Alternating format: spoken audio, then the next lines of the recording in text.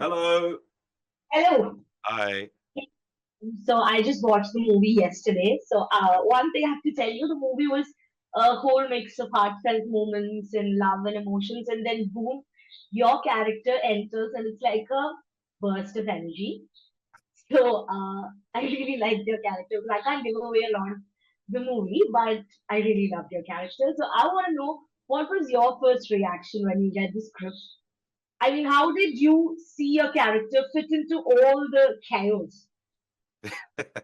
Yeah, so when I really liked the script. I think the writer's really, really good. And the director's brilliant, and obviously Simone is amazing. And Simone actually sent me a video of her playing the piano, and she's kind of Okay. singing to me and asking me to do the film. So, with a combination of all those things, I was like, I have to do the film. And then, the scene was interesting because it was funny, but and it was about a tech billionaire. But I really wanted to ask for a day to workshop with the writer and the director to change the scene and bring this character and bring this voice and bring all these jokes about the toilet stuff and his Yeah. whole demeanor and everything, because it's kind of based on people that I know from London who kind of go to went to international school, darling, and their kind of Yeah. accents are like you can't place their accent because they're like a lot of them are like from India, Pakistan, but they went to school in like Saudi, you know. So it's Yeah. like Oh the God. accent's wild. It's like you don't know what's going on, but it sounds rich. It sounds Yeah, it like sounds rich. it sounds rich. It sounds expensive, right? And it sounds privileged and entitled and someone that you would Oh, never want to meet in real life. And I've been stuck in bars in Mayfair and places of Soho House with people like that. And they're like oh, they've been fans and they're like, "Oh my God, Asim, I love your comedy. But let me tell you one thing, my daddy, he's so rich, he could give you anything you." And I'm like, "Fucking hell, this is amazing." So it's kind of we kind of went with that, but also throwing in the quirks of he's probably like an asexual character who's the only thing yeah. he loves is himself, and he finds love Yeah. gross. And So he's very open about it. It's like, yeah, yeah, it's what I want. And he gets so bold about it. And I'm like, wow. So until then the movie was going out of face, and then you enter, and it's like, wow. And towards the whole bathroom sequence, you're like, oh my God, what just happened? What kind of a mess has she put herself into was wiping? yeah. Again, I know you're known for your incredible comedic timings, but I want to know if you got to like improvise a lot on the set, or was it pretty much locked in, like what you had to do from the beginning? No, so like when we kind of re-edited the script, obviously there's a lot of because all script writing all starts from improv anyway. You're in a room saying I can say this, I can do that. But we definitely definitely a lot of improv in that scene. And we were it was hard to film that scene actually because we were laughing a lot, So Simone, we definitely cracked up a lot, but it helped. It really helps the vibe on set because Yeah, like if for comedy, the best thing you can do is corpse, where you're laughing and, sometimes it can become chaotic. Like you said, that word is chaotic. The scene's chaotic. So you need that energy. And there's nothing better than on a comedy than if you can't stop laughing because that's better than the other way, right? Where, like I've been on some sets and you're doing a comedy and everyone's miserable. And I'm like, what the fuck? Like, yeah. yeah. Again, when it comes to a rom-com, I feel the humor has to be a lot effortless and it just have to flow. What is your secret to making comedy work in a film like Picture This? I think it's exactly what you said initially in your first question. You said that like the movies like this, and then you're like, whoa. I think you need to have Exactly. those, yeah, you need to have those moments in those kind of films because it's like life, right? It's like everything is Yeah, going yeah, fine, and then you can have a moment where it just goes like that and it's elevated, but it needs to be kind of rooted in reality. So you kind of believe it in a weird way because these people yeah, are based on real people. And that was the most important thing for me is to kind of add details to the character that make him, like I said, based on someone real. But I think it's all about having the chaos, but it's organized chaos. It might look yeah. like it's crazy, but it's all very well thought out. So it's like, and if you have that, then I think you believe it as an audience and you go along for the ride. And also, it's just you want to create a memorable, crazy moment. And I'm only in one scene, even though it's a good long scene. But I was like, It is. yeah. So I'm like, if I'm in one scene, I want to make sure you remember me. Yeah. Yeah, we totally will after that. So, Yeah. without spoiling a lot for me, was there a particular scene that, or I would not say scene, a moment that cracked the whole setup? It's really hard for me to say because I was on that one scene. Okay. It's the only scene I'm in. Um, but I think there were some lines when I think it made it into the film because it's in the trailer. But when I was saying to Simone, I was saying to Pia, I was saying I would, oh my God, darling, your cheekbones, they're Yeah. fantastic. I would literally stab a baby in the throat to have your facial structure. That was quite hard to do, yeah, because I kept on changing the line in improv. I can't remember what I Okay. said. One time I said, I would literally punch my nanny John in the face to have like just ridiculous things. Like I can't even remember what I said. The thing with improv, with the thing with comedy improv, is sometimes you don't even know what you're saying. You kind of black out, and you're kind of just going. It's like in real life, like when you're with your friends and you're all like Yeah. it's one joke. You don't know what you're saying. You're just trying things. Yeah.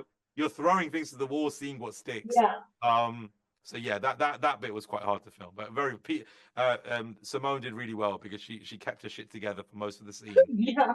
But we had a really good time, very fun. Okay. So, another question would be, how does working on a rom-com differ from your usual sets? Like, I know your part is seemingly the burst of energy part, but apart from that, do you feel a lot of differences when you're working in a out and out comedy film or in another set compared to that of picture this? No, I mean, no, I don't think there was that much difference because I think that scene is just pure comedy. I don't think there's not really much dramatic or there's not even much storyline going on in that scene. It's literally she goes on the worst date ever, right? So it's Yeah, yeah, I think there's not that much difference, and like I said, the having the permission to play is also very, very important, and not just to play, but to feel free.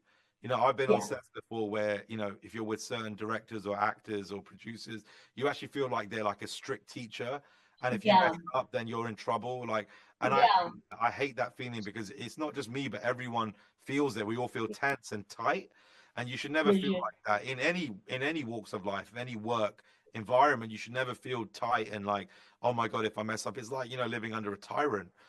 So I in on my sets or anything I'm involved in, I always make sure, like with my show, with anything that I'm creatively involved in, we always make sure that the environment is really fun and light and also safe.